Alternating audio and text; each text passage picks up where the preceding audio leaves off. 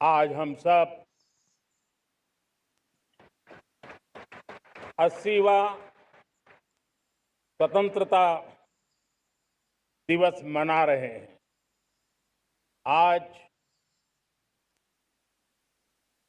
हर दिलों की धड़कन वंदे मातरम के नाद से गूंज रही। आज हर घर तिरंगा है, हर मन तिरंगा है और देश उत्साह और उमंग के साथ नए संकल्पों को लेकर के आज आगे बढ़ रहा है। आप सबको स्वतंत्रता दिवस की बहुत बहुत शुभकामनाएं।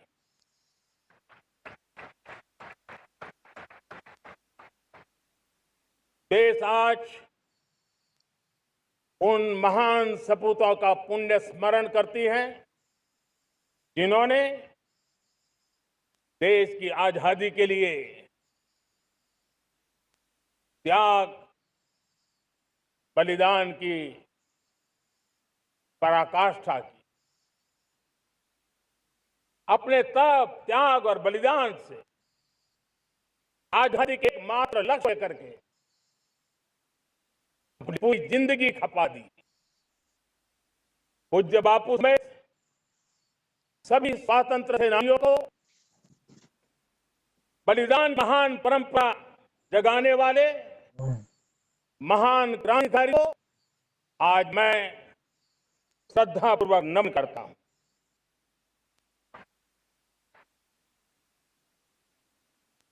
आज जो इस समारोह में उपस्थित है उन सब के लिए आज एक ऐतिहासिक पल भी है।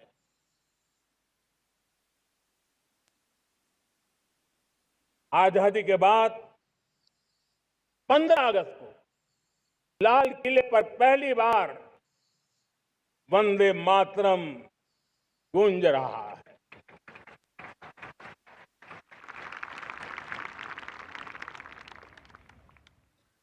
आज जब हम देश के लोग वंदे मातरम के 150 वर्ष मना रहे हैं तो इससे बड़ा उत्तम अवसर क्या हो सकता है। मेरे प्यारे देशवासियों, पिछले दिनों देश के कुछ हिस्सों में बाढ़ का प्रकोप रहा, भूस्खलन का प्रकोप रहा, अनेक परिवार प्रभावित हुए। उनके दुख दर्द को हम भली भांति अनुभव करते हैं। पीड़ित परिवारों को मैं विश्वास दिलाता हूं कि हम और पूरा देश उनके साथ खड़े हैं। मेरे प्यारे देशवासियों, कोई भी राष्ट्र तब महान बनता है, तब अपनी सिद्धियों को प्राप्त करता है जब अपने सपनों, अपने संकल्पों और अपने सामर्थ्य के दम पर आगे बढ़ता है। मेरे देशवासियों, अब छोटे सपनों से चलने वाला नहीं। हमें बड़े सपने, क्योंकि बड़े सपने हमारी सोच को भी विस्तार देते हैं, हमारी सोच की क्षितिज को विस्तृत करते हैं। हमारे संकल्प दृढ़ होने चाहिए। जब संकल्प दृढ़ होता है तो कठिनाइयों से, आपदाओं के बीच से रास्ते निकालने का सामर्थ्य अपने आप उभर करके आता है। और मेरे प्यारे देशवासियों, हमारे संकल्प भी ऊंचे होने चाहिए, क्योंकि जब सपने ऊंचे होते हैं, संकल्प ऊंचे होते हैं, तो हमारे सामर्थ्य की ऊंचाई भी बढ़ती है, हमारे प्रयासों की ऊंचाई भी बढ़ती है, और तब जाकर के हम सपनों को साकार कर सकते हैं। मेरे प्यारे देशवासियों, आज भारत ने भी एक बहुत बड़ा सपना देखा है, दृढ़ संकल्प के साथ देखा है, नई ऊंचाइयों को छूने के लिए देखा है। और वो सपना है, जब आजादी के 100 साल होंगे, 2047 में हम विकसित भारत बना के रहेंगे। 140 करोड़ देशवासियों के पुरुषार्थ से इस लक्ष्य को हमें हासिल करना है। और जब दुनिया की सबसे बड़ी आबादी वाला देश विकसित होने का संकल्प लेता है, तो ये दुनिया की नजरों में भी हमारे साहस का परिचायक बन जाता है। दुनिया हमारी तरफ देखने का नजरिया बदलने के लिए मजबूर हो जाती है। प्यारे देशवासियों, और मैं ऐसे ही नहीं कह रहा हूं, पिछले 12 वर्ष में देश के कोटि कोटि नागरिकों ने, दलित हो, पीड़ित हो, वंचित हो, आदिवासी हो, गांव में रहने वाला हो, शहर में रहने वाला हो, गरीब हो, मध्यम वर्ग का हो, युवा हो, बुजुर्ग हो, नारी हो, पुरुष हो, उत्तर हो, दक्षिण हो, पूर्व हो, पश्चिम हो, हर किसी ने पिछले 12 साल में एक संकल्प के साथ, समर्पण के साथ देश को नई ऊंचाइयों पर ले जाने में हर प्रकार से प्रयास किया है। मैं उनके इस प्रयासों का आदरपूर्वक स्वीकार करता, और उसी का परिणाम है कि इतने कम समय में 25 करोड़ देशवासी गरीबी को परास्त करके गरीबी से बाहर निकले हैं। इन्हीं देशवासियों का प्रयास का परिणाम है कि हम कभी फ्रेजाइल 5 में गिरे जाते थे। 12 साल के भीतर भीतर हम एक मेजर इकोनॉमी में फास्टेस्ट ग्रोइंग इकोनॉमी बन गए हैं। साथियों, देश आजाद हुआ, बहुत सारे सपने लेकर के आजाद हुआ, लेकिन हम गति नहीं पकड़ पाए, रफ्तार नहीं पकड़ पाए। होती है, चलती है, अरे हो जाएगा, देखा जाएगा, उसी में खोए रहे। 2014 तक आते आते तो पूरे विश्व ने हमें फ्रेजाइल 5 के उस में डंप कर दिया था। ऐसे समय पिछले 12 साल में भारत ने एक नई रफ्तार पकड़ी, तेज गति से हम आगे बढ़ रहे हैं। और देशवासियों का संकल्प है कि अब 140 करोड़ देशवासियों के संकल्प को, सामर्थ्य को रोकना नामुमकिन है। प्यारे देशवासियों, पिछले 12 वर्षों में डिफेंस प्रोडक्शन करीब 4 गुना हुआ, खादी और ग्रामोद्योग का उत्पादन करीब 5 गुना हुआ, इलेक्ट्रॉनिक मैन्युफैक्चरिंग करीब 7 गुना बढ़ा, आधुनिक रेलवे कोच का निर्माण 21 गुना बढ़ा, मोबाइल फोन उत्पादन 33 गुना बढ़ा। इतना ही नहीं, आधुनिक युग को देकर के भी डिजिटल और इनोवेशन की दुनिया में भी हमने अपना परचम लहराया।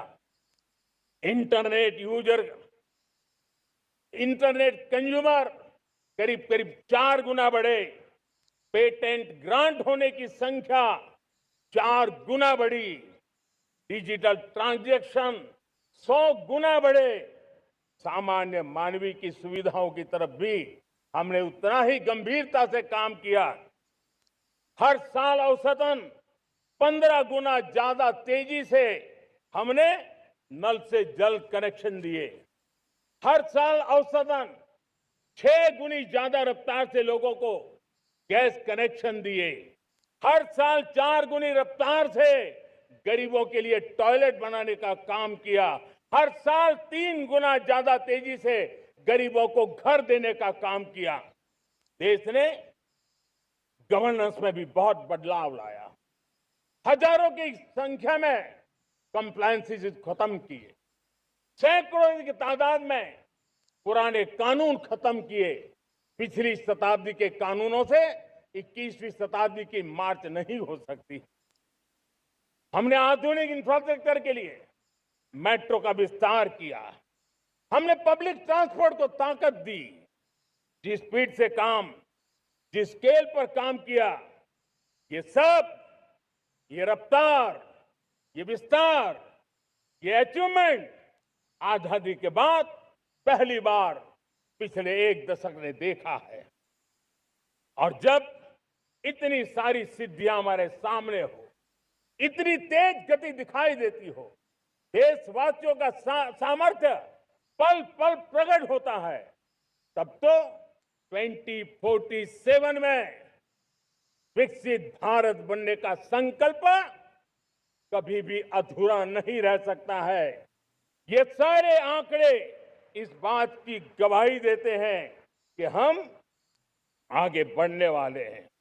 मेरे प्यारे देशवासियों, लेकिन उसके लिए आत्मविश्वास की जरूरत होती है, आत्मगौरव की जरूरत होती है, और साथ साथ आत्मनिर्भर भारत होना भी बहुत जरूरी होता है। और इसलिए बीते वर्षों में हमारा कन्विक्शन रहा है कि भारत को हमें अब दूसरे देशों पर निर्भर रह करके नहीं जीना चाहिए। हमें आत्मनिर्भर बनना चाहिए। दुनिया में बहुत कुछ मिलता है, सस्ता मिलता है, जल्दी मिल सकता है, लेकिन उससे हमारा सामर्थ्य तैयार नहीं होता, न हमारे सामर्थ्य की कसौटी होती है। और इसलिए हमें भी अपनी क्षमताओं को बढ़ाना है। अपने हितों की सुरक्षा हमें खुद को करनी है। और इसलिए आत्मनिर्भर भारत का संकल्प बहुत दृढ़ता के साथ हम लेकर के आगे बढ़ रहे हैं। मेक इन इंडिया, स्वदेशी, वोकल फॉर लोकल, इन सारे क्षेत्रों में आज हर भारतीय का मन जुड़ रहा है। मेरे प्यारे देशवासियों, मैं आपको एक उदाहरण देता हूं सेमीकंडक्टर का। देश आजाद होने के बाद विश्व में तो सेमीकंडक्टर की चर्चा हो चुकी थी, हमारे यहां भी बातें होती थी, लेकिन सेमीकंडक्टर का कोई बड़ा प्लान हम आगे नहीं बढ़ा पाए। और आज स्थिति क्या है? आज की डिजिटल दुनिया में, आज की टेक्नोलॉजी में चिप का महात्म्य हम समझते हैं। कोई भी इलेक्ट्रॉनिक गुड्स होगा, हमारे मेडिकल इक्विपमेंट होंगे, हमारे ट्रांसपोर्ट के रास्ते होंगे, हर किसी में चिप अनिवार्य है। और इस चिप के बिना दुनिया थम जाए ऐसी स्थिति पैदा हो। और इसलिए भारत ने आत्मनिर्भर होने की दिशा में अपना सेमीकंडक्टर प्लांट, बड़ा सेमीकंडक्टर प्लांट, 3 सेमीकंडक्टर प्लांट शुरू हो चुके हैं। और मुझे बताया गया है कि वहां जो प्रोडक्शन हो रहा है वो एक्सपोर्ट होना शुरू हो चुका है। और मैं देशवासियों को कहना चाहता हूं, आने वाले 7-8 वर्ष में और 5, 7 या 8 सेमीकंडक्टर प्लांट बहुत ही जल्द शुरू होने वाले। ये आत्मनिर्भर भारत हमें विकसित भारत की दिशा में जाने का महामार्ग देता। मेरे प्यारे देशवासियों, वैसे ही एक चर्चा क्रिटिकल मिनरल की हो रही है। पूरी टेक्नोलॉजी क्रिटिकल मिनरल पर निर्भर है। भारत इसमें भी अपने आप को सुरक्षित करने में जुटा हुआ है। क्रिटिकल मिनरल का लक्ष्य साझा किया जाए। नेशनल क्रिटिकल मिनरल ये हमने लॉन्च किया। बजट में क्रिटिकल मिनरल कॉरिडोर की हमने घोषणा की है। कई देशों के साथ एग्रीमेंट हो रहे हैं। विश्व के कई देश अब इस क्रिटिकल मिनरल के विषय में भारत के पर भरोसा करने लगे हैं। मेरे प्यारे देशवासियों, जैसे सेमीकंडक्टर की बात हो, क्रिटिकल मिनरल की बात हो, वैसे ही जिस टेक्नोलॉजी की दिशा में हम जा रहे हैं, दुनिया जा रही है, उसमें एनर्जी का महत्व और बढ़ता चला जा रहा है। अब एनर्जी के बिना भी नई दुनिया को चलाना मुश्किल है और इसलिए हमें चिप हो, एआई हो, डेटा सेंटर हो, हमें बहुत बड़ी मात्रा में बिजली की जरूरत होगी। एनर्जी सिक्योरिटी ये हमारे समय की मांग है और इसलिए हमने पहले से ही उस दिशा में एक के बाद एक मजबूत कदम उठाए हैं। एनर्जी सिक्योरिटी का एक बड़ा माध्यम है परमाणु ऊर्जा, न्यूक्लियर एनर्जी। हमने पार्लियामेंट में शांति एक्ट पास कर करके एक नए लक्ष्य तरफ जाने का रास्ता तय कर लिया है। 2047 तक हम 100 गीगावाट न्यूक्लियर पावर का लक्ष्य लेकर के चल रहे हैं। इसी एक दशक में हम 5 नए न्यूक्लियर रिएक्टर शुरू करने का लक्ष्य लेकर के चल रहे हैं। इस वर्ष भारत ने फास्ट ब्रीडर न्यूक्लियर टेक्नोलॉजी में महारत हासिल करके एक अहम पड़ाव पार किया है और उसके कारण परमाणु ईंधन में आत्मनिर्भर बनने की दिशा में हमें एक बहुत बड़ा सफलता का कदम हमने रखा है। मेरे प्यारे देशवासियों, कई बार संसाधनों की कमी के कारण देश रुकता नहीं है, लेकिन रुकने का कारण सोच की सीमाएं होती हैं। जब सोच बंध जाती है, सीमाओं में सड़ने लग जाती है, तब हम अपने सामर्थ्य को भी पहचान नहीं पाते हैं। देश को आज कच्चे तेल पर निर्भर रहना पड़ रहा है और हमारी गलत सोच के कारण है। आप जान के हैरान हो जाएंगे, हमने समुद्री तट पे 99% हमारा समुद्री तट का पूरा हिस्सा ऐसी सोच के कारण नो गो एरिया घोषित करके रखा था। हमने ही समंदर के अंदर जाकर के एक्सप्लोरेशन न करने का निर्णय कर लिया था। ये सोच का दारिद्र्य था। हमने फैसला किया ये नहीं चल सकता। हमने उस 99% को जो कभी नो गो एरिया हुआ करते थे, हमने उसको गो एहेड एरिया के रूप में खुला कर दिया है और अब हम समुद्र के भीतर भी एक्सप्लोरेशन करने की और नए नए भंडार खोजने की दिशा में हम प्रवृत्त हैं, हम प्रयास कर रहे हैं। हमने पिछले वर्ष उसी दिशा में एक महत्वपूर्ण कदम रखते हुए समुद्र मंथन की घोषणा की थी और पिछले दिनों हमने 85,000 करोड़ रुपए इस काम के लिए आवंटित करके काम को गति देने का निर्णय कर लिया है। मेरे प्यारे देशवासियों, एनर्जी सिक्योरिटी, इसका मैंने कहा कि हमें ऑल्टरनेट स्रोतों की तरफ भी पूरी शक्ति लगाना बहुत जरूरी है और इसलिए ऊर्जा का सही इस्तेमाल बढ़ाते हुए भारत इसी दिशा में आज तेजी से काम कर रहा है। 2014 से पहले, मतलब आज से 12 साल पहले, हमारे देश में सिर्फ 70 शहरों में पाइप से गैस की व्यवस्था थी, पाइप से गैस डिस्ट्रीब्यूशन होता था। 12 साल में इन 70 शहरों को हमने 700 शहरों तक पहुंचा दिया है। ये होती है रफ्तार, ये होता है विस्तार।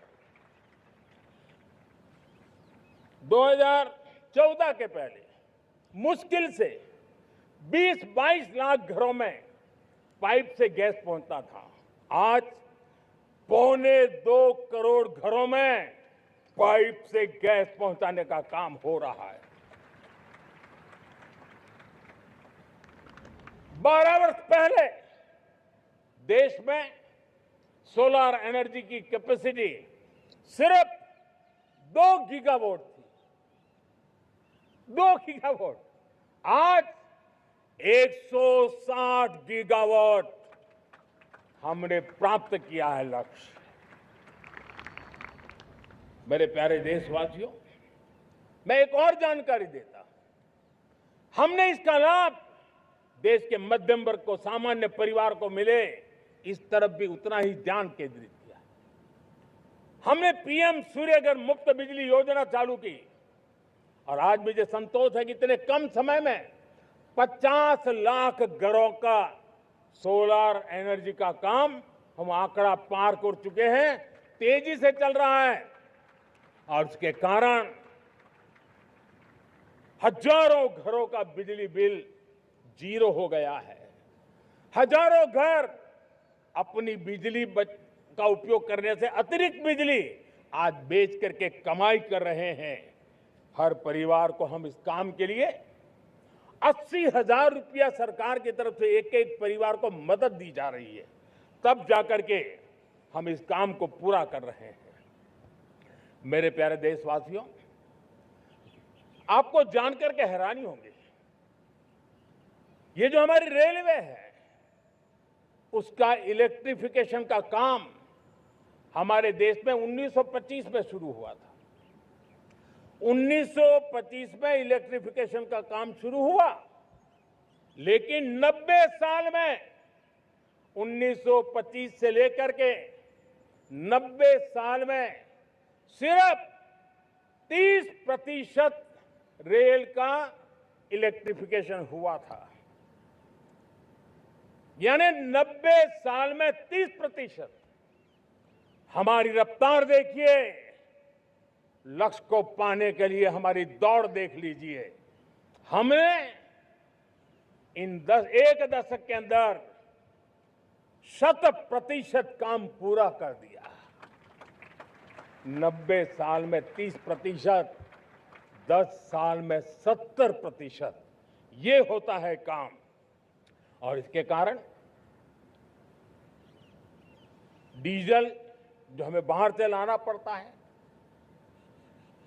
उसकी बचत हुई, बिजली से हमारी ट्रेनें चली, पर्यावरण को फायदा होने लगा। मेरे प्यारे देशवासियों, हम यहां से नहीं रुके हैं, हम दुनिया के अंदर पीछे रहना नहीं चाहते। पिछले दिनों आपने खबर सुनी होगी, भारत ने ईंधन का नया क्षेत्र को भी छू लिया है।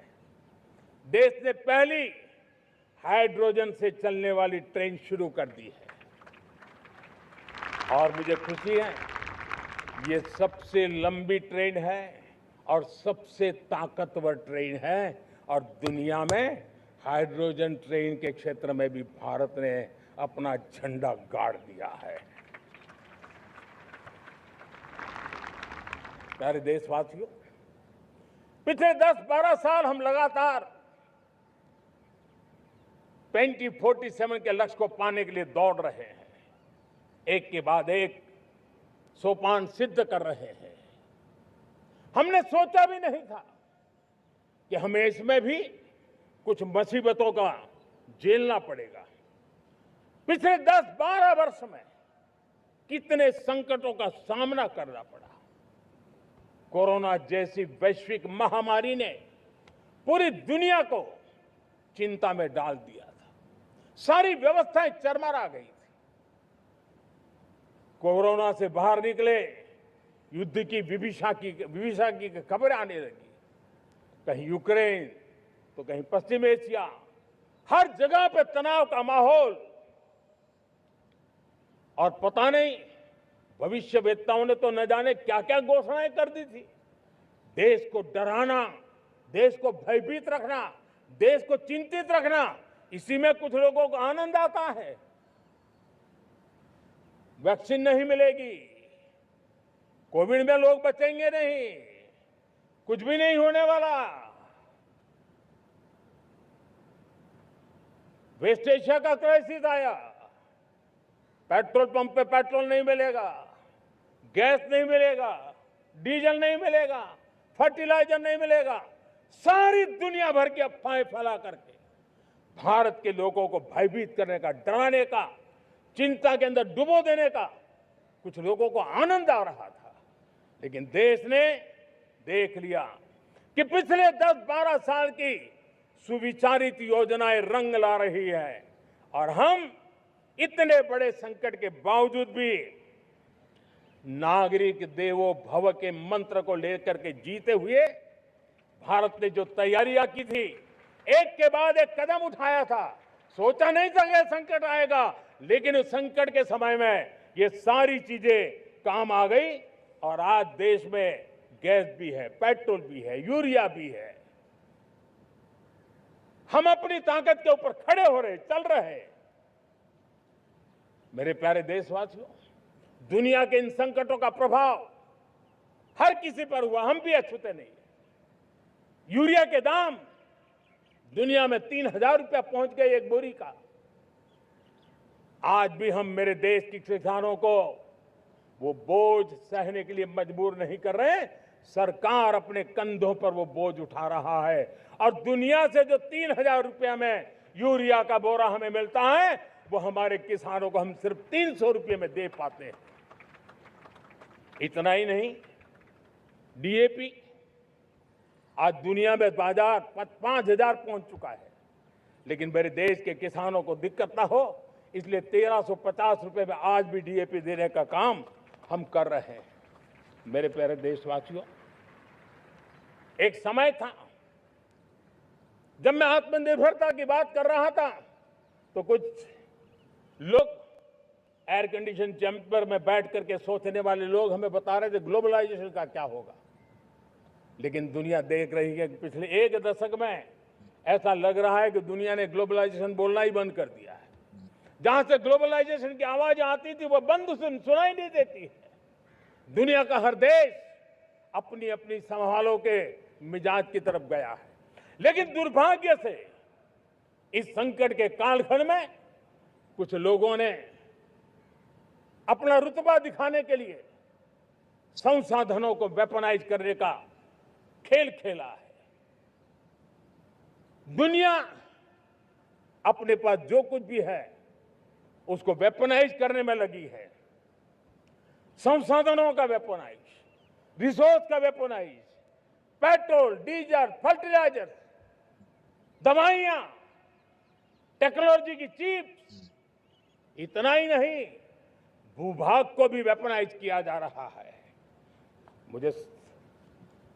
और ऐसे समय अगर हम आत्मनिर्भरता मंत्र को लेकर 10 साल सही दिशा में न चले होते तो हम कल्पना कर सकते हैं कि ऐसी चुनौतियों का मजबूती से मुकाबला कैसे करते हैं।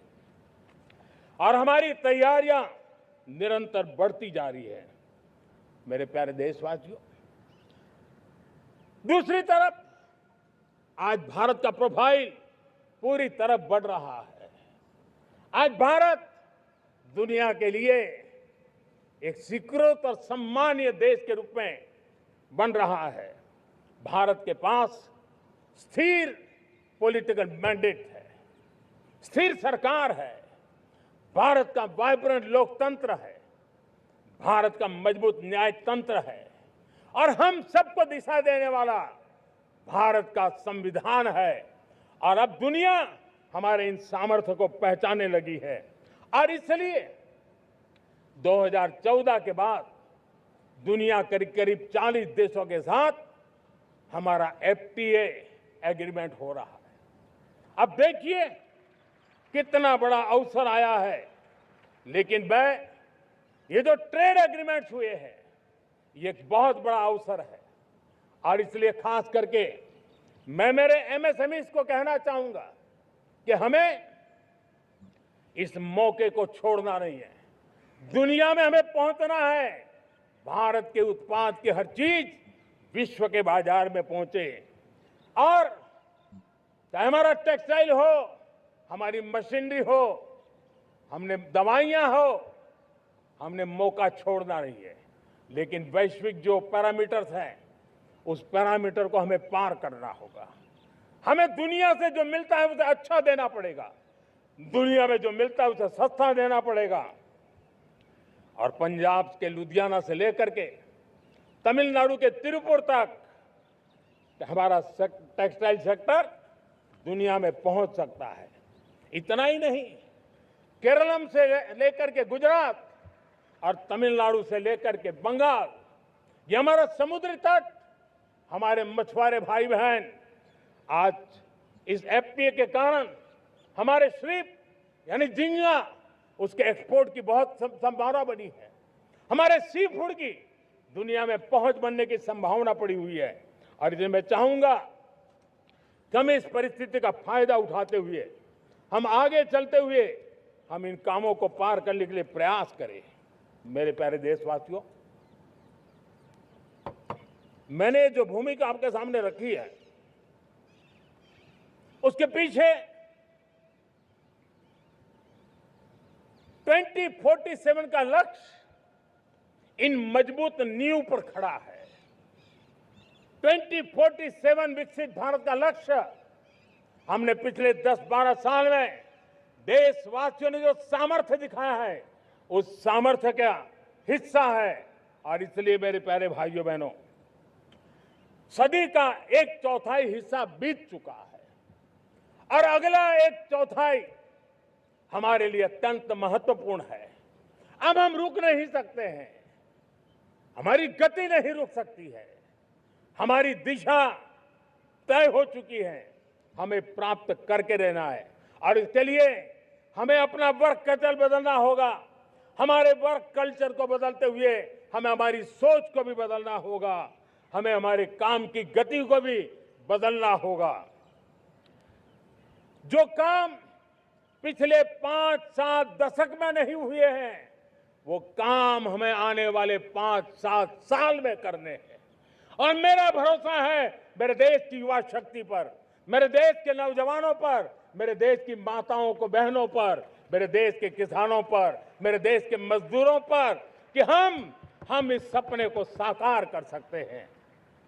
और इसलिए हमें रिफॉर्म की गति को भी आगे बढ़ाना है। और जब मैं रिफॉर्म की बात कर रहा हूं, रिफॉर्म नहीं हमारे लिए कोई कंपल्सन है, नहीं रिफॉर्म ये हमारे के लिए कोई बजबड़ है। हमारे लिए रिफॉर्म ये कन्विक्शन है। आउट ऑफ कन्विक्शन हम रिफॉर्म एक्सप्रेस पर चल पड़े हैं और हम आने वाले दिनों में भी नेक्स्ट लेवल रिफॉर्म की ओर बढ़ने वाले हैं। और इसलिए सरकार, समाज, उद्योग, उत्पादक, किसान, हर किसी ने अपनी ट्रेडिशनल व्यवस्थाओं में रिफॉर्म करना पड़ेगा, सोच में रिफॉर्म करना होगा, अपने लक्ष्यों को रिफॉर्म करना होगा। और इसलिए मेरे प्यारे देशवासियों, हमें एक निश्चित दिशा में को लेकर के चलना होगा। मैं आज उस युग को भी याद करना चाहूंगा जब देश भारत का सामर्थ्य सप्त सिंधु के रूप में हम जानते थे, हम समझते थे, हम सुनते थे। अब विकसित भारत बनाने के लिए हमें नई धारा चाहिए। आज लाल किले की प्राचीर से मैं देश के सामने शक्ति की सप्त धारा का आवाहन करता हूं। आने वाले 5-7 साल में जो पिछले 5-7 दशक में नहीं हुआ, वो सप्त धारा के सामर्थ्य से, शक्ति से हम देश को नई ऊंचाई, नई गति देंगे और नए लक्ष्यों को पार करने वाला सामर्थ्य देंगे। और इसके साथ साथ देश की युवा शक्ति का सामर्थ्य का भरपूर राष्ट्र निर्माण में उपयोग होगा। उनकी शक्ति जोड़ी जाएगी। आने वाले दिनों में जब मैं सप्तधारा की बात करता हूं, सप्तधारा की पहली शक्ति है मैन्युफैक्चरिंग पावर। मेरे प्यारे देशवासियों, हमें मैन्युफैक्चरिंग सेक्टर को बहुत आगे बढ़ाना होगा और प्रोडक्शन बढ़ाने के साथ साथ हमें छोटे छोटे पुर्जे भी बनाने हैं और बड़े बड़े प्रोडक्ट भी बनाने हैं। पूरा वैल्यू चेन हमारा होना चाहिए और उसे लेकर के चलना। हमें कंपोनेंट भी चाहिए और हमें कंप्लीट मैन्युफैक्चरिंग भी चाहिए, कंप्लीट प्रोडक्ट भी चाहिए। डिजाइन से लेकर मैन्युफैक्चरिंग तक भारत को ग्लोबल सप्लाई चेन का भरोसामंद केंद्र बनना होगा। इसके लिए मैं 3 चीजों पर विशेष जोर देना चाहता हूं। मैन्युफैक्चरिंग के क्षेत्र में जो मेरे भाई बहन हैं, ये समय का ये अवसर है, इस अवसर को जाने मत दें। और इसके लिए हमें कॉस्ट, क्वालिटी और स्केल, इसके विषय में वैश्विक मानदंडों से खरा उतरना पड़ेगा। हमारी फैक्ट्रीज कॉम्पिटिटिव हो, हमारे प्रोडक्ट्स यूजर फ्रेंडली हो, हमारा पैकेजिंग दुनिया के लोगों को लुभावने वाला हो, आकर्षित करने वाला हो, हमारा जीरो डिफेक्ट प्रिसिजन मैन्युफैक्चरिंग, ये हमारी पहचान बनना चाहिए। हर मैन्युफैक्चरर, हर एंटरप्रेन्योर, हर एमएसएमई से मैं कहना चाहता हूं, ग्लोबल मार्केट में हमारी पहचान विश्वसनीयता और गुणवत्ता के आधार पर होनी चाहिए। क्वालिटी के संबंध में नो कॉम्प्रोमाइज, और इसलिए हमारा मंत्र क्वालिटी, क्वालिटी, क्वालिटी होना चाहिए। यही हमारा ग्लोबल ब्रांड वैल्यू बनेगा। मेरे प्यारे देशवासियों, इस सप्तधारा की दूसरी शक्ति है कृषि और फूड प्रोडक्शन, फूड प्रोसेसिंग। हमें इस दिशा में आगे बढ़ना होगा। हमारे किसानों ने, अब दुनिया के बाजार खुल चुके हैं। एफपीए के कारण हमें एक बहुत बड़ा मार्केट मिल रहा है। हमें वहां पहुंचना है, हमें उस जगह को हाथ लगाना है। हमें खेत से लेकर एक्सपोर्ट मार्केट की ओर जाना होगा। हमारे पारंपरिक खान पान हो, हमारे मिलेट्स हो, हमारे मसाला हो, हमारे फल हो, फूल हो, क्या कुछ नहीं है हमारे पास, वो ग्लोबल ब्रांड्स बनने चाहिए। हमारे किसान केमिकली खेती को बढ़ेंगे, दुनिया में इनकी मांग और बढ़ने वाली है। और जो ग्लोबल पैरामीटर्स के अंदर हर प्रकार से सिद्ध होने वाले हमारे एग्रो प्रोडक्ट होंगे, तो दुनिया में हम आसानी से पहुंच पाएंगे। मेरी सप्तधारा की तीसरी शक्ति है टेक्नोलॉजी और इनोवेशन। मेरे प्यारे देशवासियों, आज जमाना एआई का है, क्वांटम का है, स्पेस का है, रोबोटिक्स का है, डेटा सेंटर्स का है। पूरी तरह एक नया क्षेत्र खुल चुका है। और इमर्जिंग टेक्नोलॉजी ये भी हर पल हमें चुनौती दे रही है। और इसलिए देश को दुनिया के लिए मार्केट नहीं बना देना, हमें इनोवेशन का हब बनना है। हमने यूपीआई और डिजिटल पब्लिक इंफ्रास्ट्रक्चर में लोहा मनवा लिया है, हमारी ताकत का परिचय करवा दिया है। अब भारत को डिजिटल पब्लिक टेक्नोलॉजी, उसको भी दुनिया के कोने कोने तक पहुंचाना है। भारत को नेक्स्ट जनरेशन कम्युनिकेशन टेक्नोलॉजी में लीड करना है। मेड इन इंडिया 6G हर कोने में पहुंचे, ये हमारा लक्ष्य होना चाहिए और हमें उसमें तेजी करनी चाहिए और इसके लिए हमारा प्रयास कम नहीं होना चाहिए। सप्तधारा की चौथी शक्ति है गति शक्ति। ये गति शक्ति देश के अंदर सीमलेस फास्ट कनेक्टिविटी पर हमें बल देना होगा। शहरों को हाई स्पीड रेल से हमें जोड़ना होगा। मॉडर्न हाईवे चाहिए, इनलैंड वाटरवेज चाहिए, एयरपोर्ट चाहिए, मल्टी मॉडल लॉजिस्टिक की व्यवस्था चाहिए। हमें पोर्ट्स को सिर्फ सामान उतारना चढ़ाने की जगह नहीं, दुनिया के शिप्स आकर के लंगर हो जाए इतना नहीं, हमें हमारे पोर्ट्स को पोर्ट लेड डेवलपमेंट ग्रोथ की दिशा में हमें आगे बढ़ना होगा। हमारी पांचवी शक्ति है सप्तधारा की, वो है रक्षा शक्ति। और ये रक्षा शक्ति का महत्व हर प्रकार से है। मेरे प्यारे देशवासियों, डिफेंस में आत्मनिर्भर होना अब भारत ने अनुभव कर लिया, दुनिया ने अनुभव कर लिया है, इसके बिना कोई चारा नहीं है। विश्व जब अपनी अपनी ही सोच रहा है, तब भारत विश्व के लिए बाजार बन करके नहीं रह सकता है। हमें डिफेंस के क्षेत्र में आत्मनिर्भर होना होगा। Next generation defence technology develop करके हमें ग्लोबल सप्लायर बनने की दिशा में हमें लक्ष्य लेकर के चलना है। हमें ड्रोन, काउंटर ड्रोन सिस्टम को विकसित करना होगा और हाइपरसोनिक डिफेंस टेक्नोलॉजीज, उस पर हमें लीडरशिप लेनी होगी। साथियों, साइबर सुरक्षा भी आज हर घर के लिए एक समस्या बन रही है। वो भी एक रक्षा का क्षेत्र है जिसमें हमारे युवाओं की जो सामर्थ्य है, उस सामर्थ्य का उपयोग हम देश के और दुनिया के लिए कर सकते हैं। हमारी सप्तधारा की छठी शक्ति है ग्रीन इकोनॉमी, ब्लू इकोनॉमी, जो ग्रीन जॉब को भी जन्म देती है। हमें green hydrogen, renewable energy, energy storage, green mobility, green manufacturing, in global scale हम पाके रहना है। हमें दुनिया जब ग्लोबल वार्मिंग की चर्चा करती रहती है, हम रास्ते खोजते रहते हैं, हम समस्याओं का समाधान दे रहे हैं और भारत ये ग्रीन मूवमेंट का बहुत बड़ा सामर्थ्य लेकर के चलिए। भारत के पास ब्लू इकोनॉमी के लिए भी बहुत बड़ा अवसर है। बहुत बड़ा लंबा हमारा कोस्ट लाइन है। ब्लू इकोनॉमी के लिए बहुत बड़े अवसर है। फिशरीज है, कोस्टल टूरिज्म है, ओशन टेक्नोलॉजी है। ऐसे कितने ही क्षेत्र हैं जिसमें हम आगे बढ़ सकते हैं।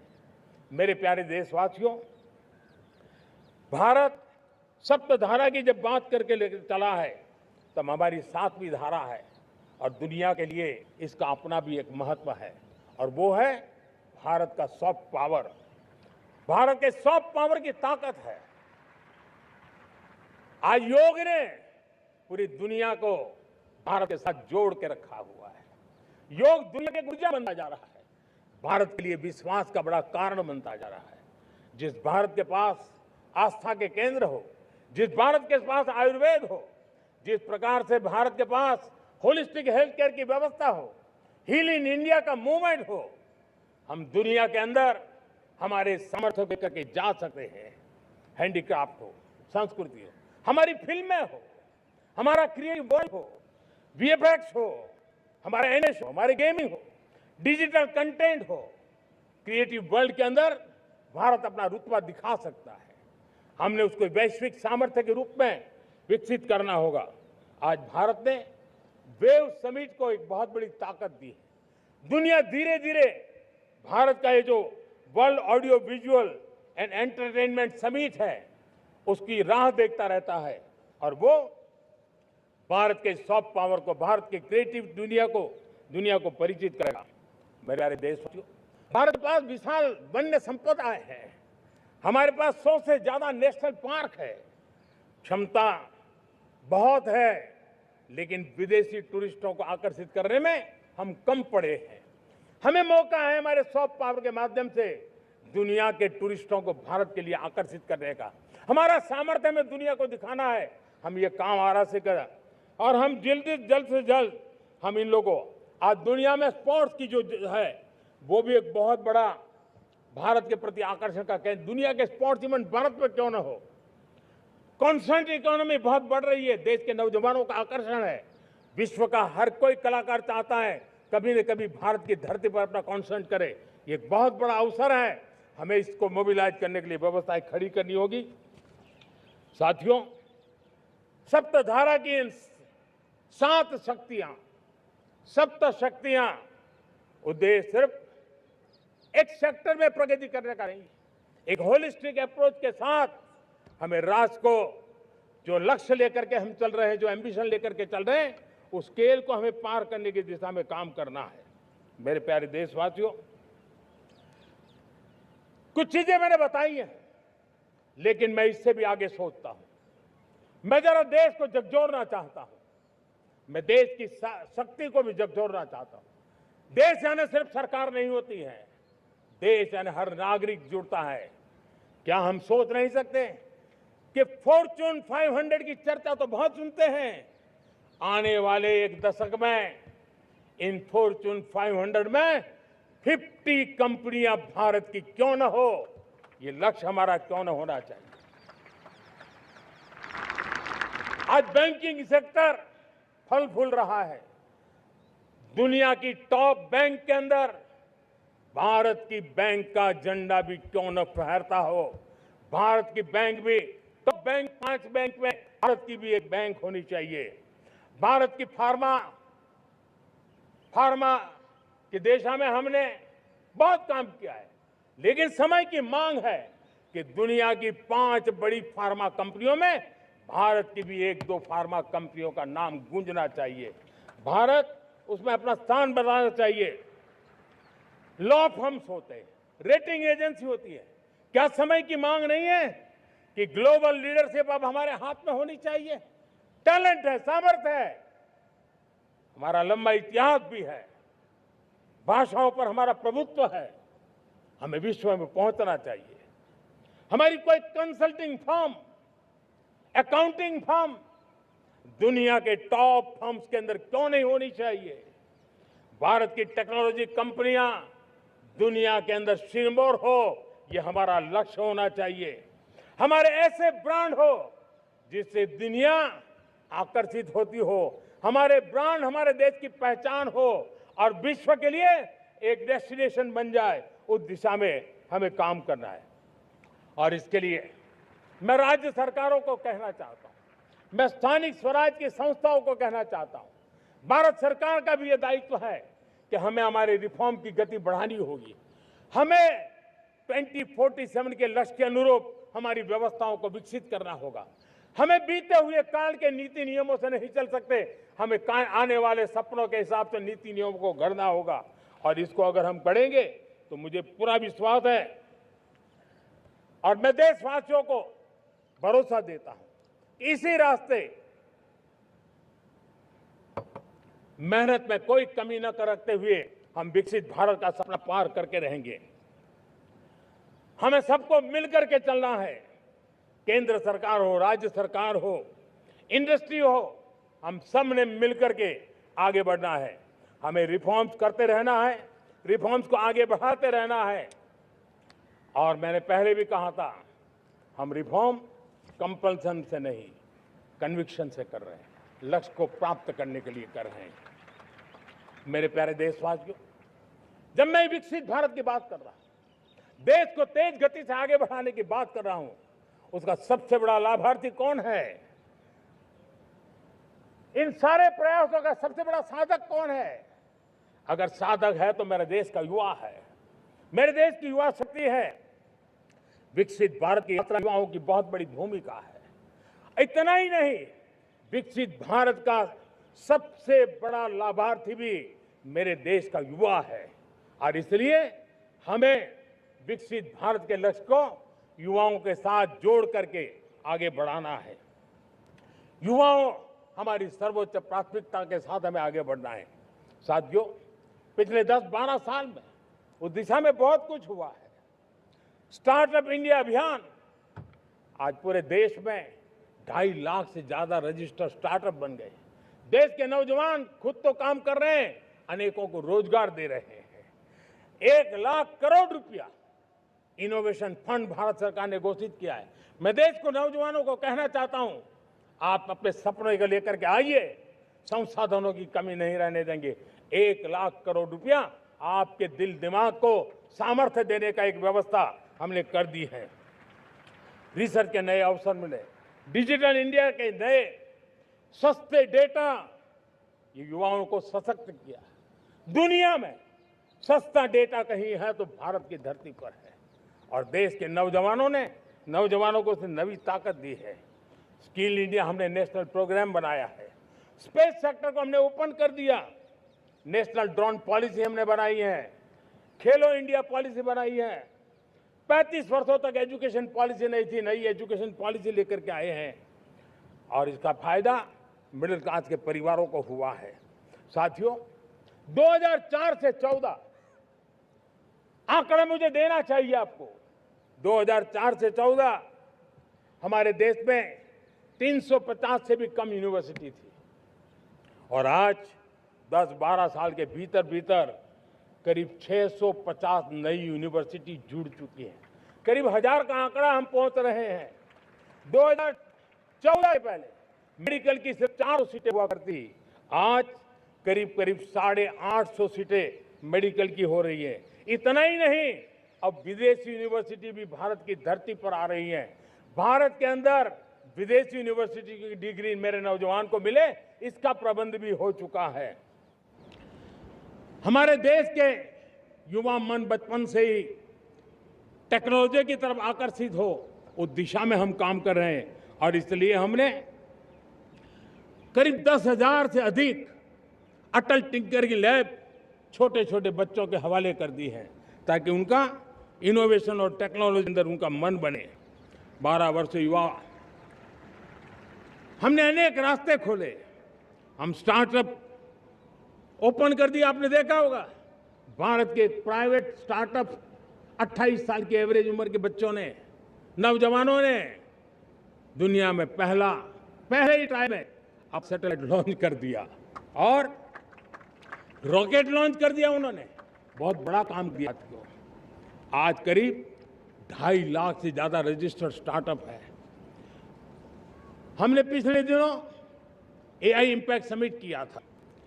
एआई का विस्तार बहुत तेजी से बढ़ रहा है। लाल किले से मैं देश के नौजवानों के लिए घोषणा करना चाहता हूं। हमने तय किया है कि आने वाले 1 वर्ष में 1 करोड़ युवाओं को एआई स्किल के लिए ट्रेनिंग देने का हम काम करेंगे, ताकि हमारा देश का नौजवान एआई की दुनिया में भी नेतृत्व करने का सामर्थ्य है। मेरे साथियों, बायो इकोनॉमी एक नया क्षेत्र है। एक समय था 2014 के पहले सिर्फ 60,000 करोड़ रुपए का बायो इकोनॉमी का काम होता था। मेरे देश के नौजवान, आपने क्या कमाल कर दिया है। देखिए, नीतियां जब सही होती है, लक्ष्य जब साफ होता है, तो मेरे देश के नौजवान कैसा करके बायो इकोनॉमी में देश की युवा शक्ति ने सामर्थ्य दिखाया। 2014 के पहले जो 60,000 करोड़ का कारोबार था, आज वो कारोबार बायो इकोनॉमी 20 लाख करोड़ पहुंच चुकी है। दोस्तों,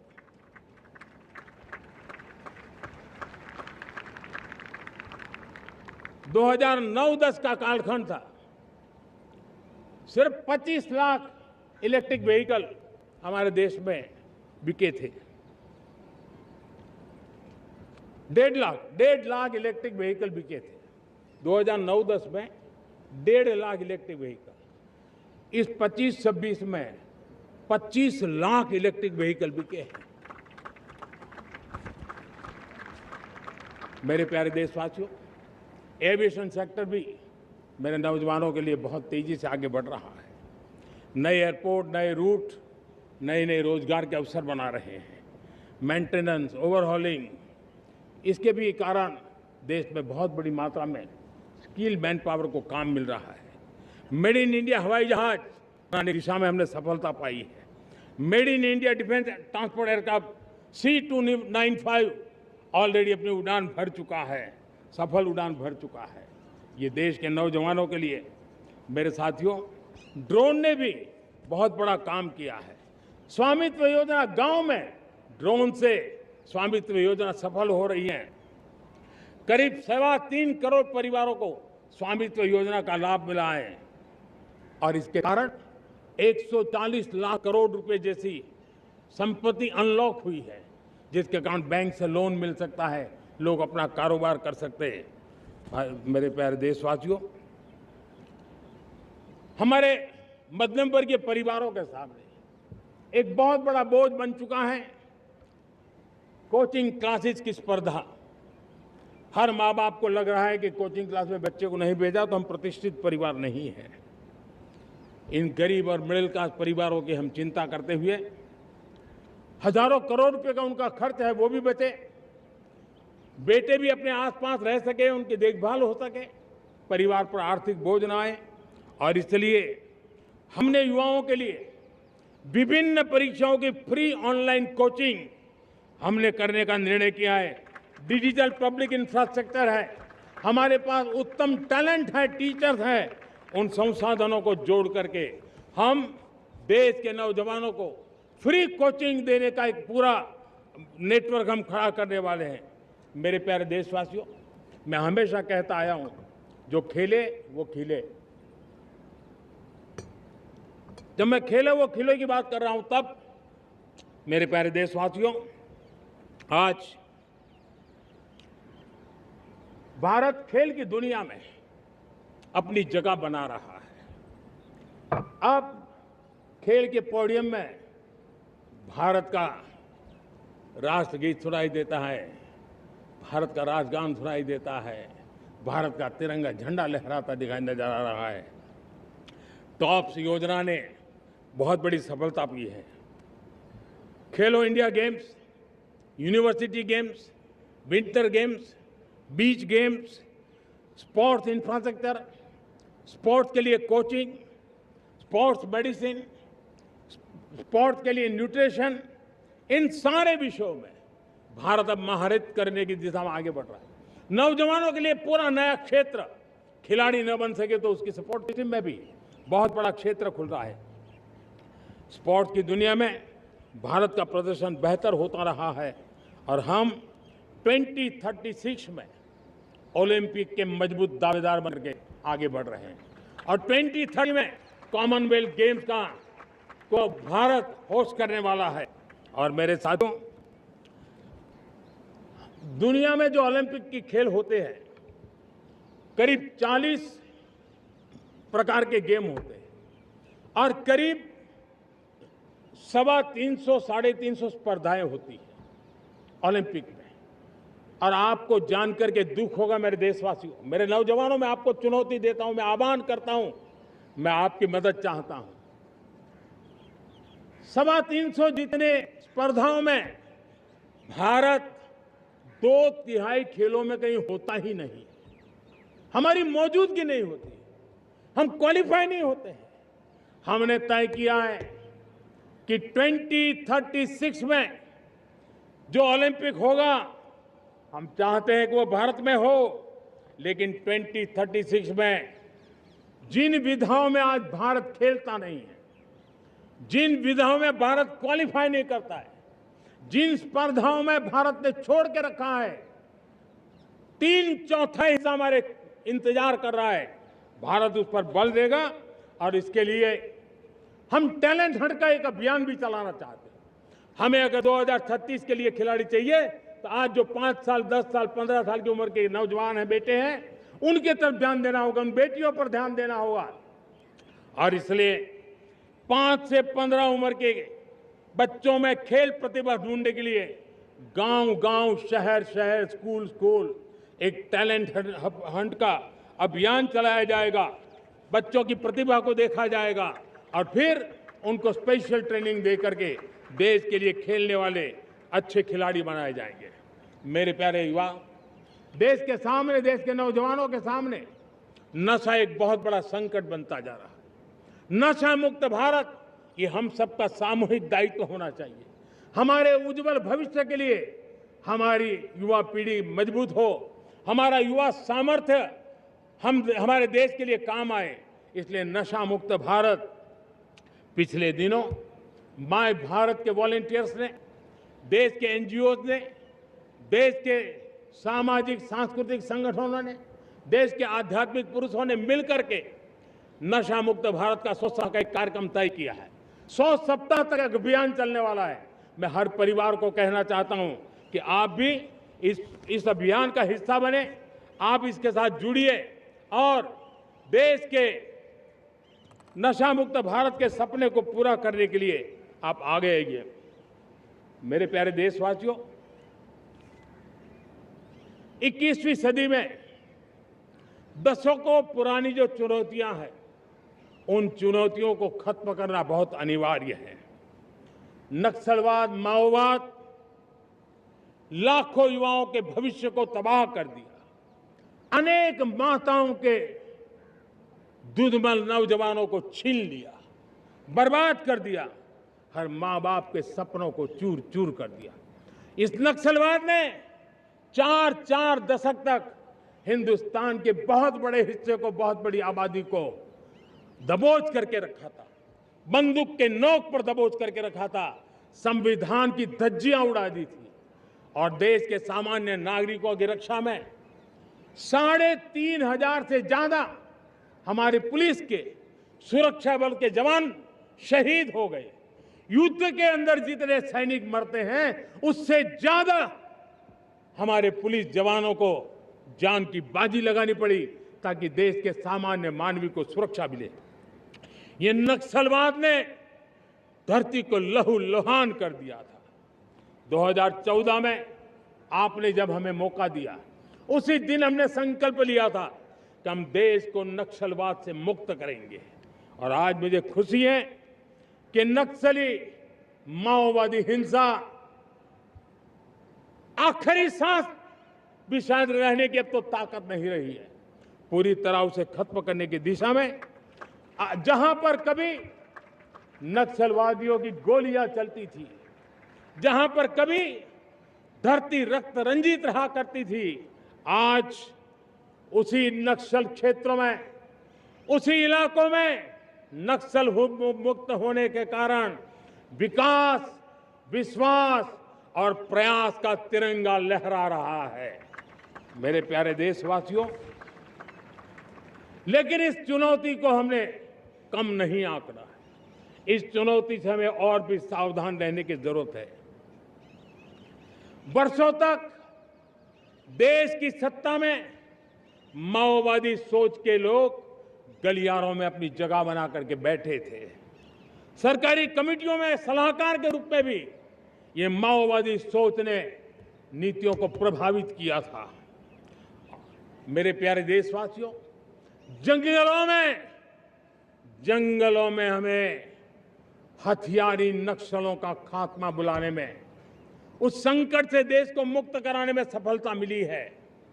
लेकिन हथियारी नक्सल तो गए, लेकिन दिमागी नक्सल, ये दिमागी नक्सल मौके की तलाश में है, हिंसा अराजकता के वो रास्ते खोज रहे हैं, समाज को गलत राह पर घसीटने के लिए भांति भांति के दांव कर रहे हैं। इन दिमागी नक्सलियों को पहचानना होगा, इन दिमागी नक्सलियों को आइसोलेट करना होगा और राष्ट्र को विकसित राष्ट्र बनाने की मुख्य धारा की ओर देश की युवा पीढ़ी को जोड़ना होगा। मेरे प्यारे देशवासियों, सुरक्षित भारत बनाना हम सबका दायित्व है। चुनौती सीमा के भीतर हो या सरहद से बाहर, भारत हर परिस्थिति के लिए तैयार है। आज युद्ध का नेचर बदल रहा है। अब युद्ध सीमा पर ही होता है, गारंटी नहीं है। आज युद्ध सीमा के अंदर, कहीं रिफाइनरी पे जाकर के, कहीं बैंकिंग सेक्टर को जाकर के, कहीं डेटा सेंटर को जाकर के, एक प्रकार से लड़ाई का नया रूप, इंफ्रास्ट्रक्चर तोड़े जा रहे हैं, फैक्ट्रियां तोड़ी जा रही है। हमने मिशन सुदर्शन चक्र की पिछले सालों घोषणा की थी, बहुत तेजी से उस पर काम चल रहा है। आज डिफेंस एक्सपोर्ट हमारा करीब 50 गुना बढ़ा है। करीब 100 देशों में हमारे अस्त्र शस्त्र पहुंच रहे हैं। वैश्विक पटल पर भारत की प्रतिष्ठा धीरे धीरे बढ़ रही है। बदलते हुए समय में अस्त्र शस्त्र की तरफ काम करना है, सैन्य बलों का सामर्थ्य बढ़ाना है, लेकिन साथ साथ नागरिकों को भी तैयार करना होगा। पिछली शताब्दी के युद्धों के अनुरूप जो सिविल डिफेंस की व्यवस्थाएं हमारे देश में विकसित हुई है, वो कालबाह्य हो चुकी है। और इसलिए मैं आज लाल किले से घोषणा कर रहा हूं कि हम आने वाले दिनों में सिविल डिफेंस का एक वाइब्रेंट नेटवर्क खड़ा करेंगे। आधुनिक व्यवस्थाओं से उनको परिचित कराएंगे। आधुनिक संकटों से नागरिकों को रक्षा करने की क्या व्यवस्था हो सकती है, एक बहुत बड़ा वॉलेंटरी फोर्स सिविल डिफेंस का आधुनिक चुनौतियों को पार करने वाला हम बनाने वाले हैं।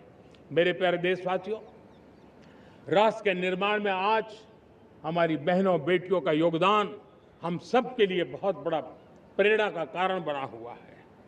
फाइटर जेट हो या सिविल एविएशन, हमारी बेटियां सबसे आगे दिखाई दे रही है। खेलकूद का मैदान हो, हमारी बेटियां आगे दिखाई दे रही है। स्टेम एजुकेशन में भर्ती होने की प्रक्रिया हो, सबसे ज्यादा हमारी बेटियां आगे दिख रही है। आज सेना में भी एनडीए से जो बच्चियां निकली हैं, वो बड़े रौब के साथ देश की सेना का नेतृत्व करने का सामर्थ्य दिखाने लगी है। मेरी बेटियों की ताकत कैसी है। मैं पिछले दिनों साणंद में एक सेमीकंडक्टर प्लांट में गया। वहां आदिवासी बेटियां, देश के अलग अलग कोने से आई हुई बेटियां काम कर रही थी। वो उस गांव से आई थी जिन्होंने पासपोर्ट क्या होता है पता तक नहीं था। वो बेटियां विदेशों में गई, ट्रेनिंग लेकर के आई और आज चिप निर्माण का काम कर रही है और बड़े कॉन्फिडेंस, मैं जो उनका कॉन्फिडेंस देखा, मैं सचमुच में बहुत प्रभावित हुआ था। आज 3 करोड़ बहनों को हमने लखपति दीदी बनाने का लक्ष्य तय किया था, उसको पार कर लिया। अब हम 6 करोड़ लखपति दीदी बनाने के लक्ष्य को लेकर के आगे बढ़ रहे हैं। 3 करोड़ नई लखपति दीदी बनना मतलब ग्रामीण अर्थव्यवस्था में बहुत बड़ा बदलाव मातृशक्ति के द्वारा आने वाला है। मेरे प्यारे देशवासियों, आज पंचायतों में, नगर पालिका में, महानगर पालिका में बहुत बड़ी मात्रा में हमारी महिलाएं जनप्रतिनिधि बनकर के देश का मार्गदर्शन कर रही है, समस्याओं का समाधान कर रही है, बहुत ही सक्षम नेतृत्व दे रही है। और इसी को ध्यान में रखते हुए हमने पार्लियामेंट में नारी शक्ति वंदन अधिनियम पारित किया था, लेकिन किसी न किसी कारण से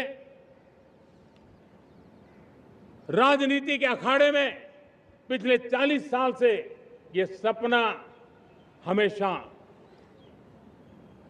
राजनीतिक अखाड़े का शिकार हो गया है। मैं देश के सभी राजनीतिक दलों से आज लाल किले की प्राचीर से तिरंगे झंडे की छाया में खड़े होकर के प्रार्थना करता हूं, आग्रह करता हूं,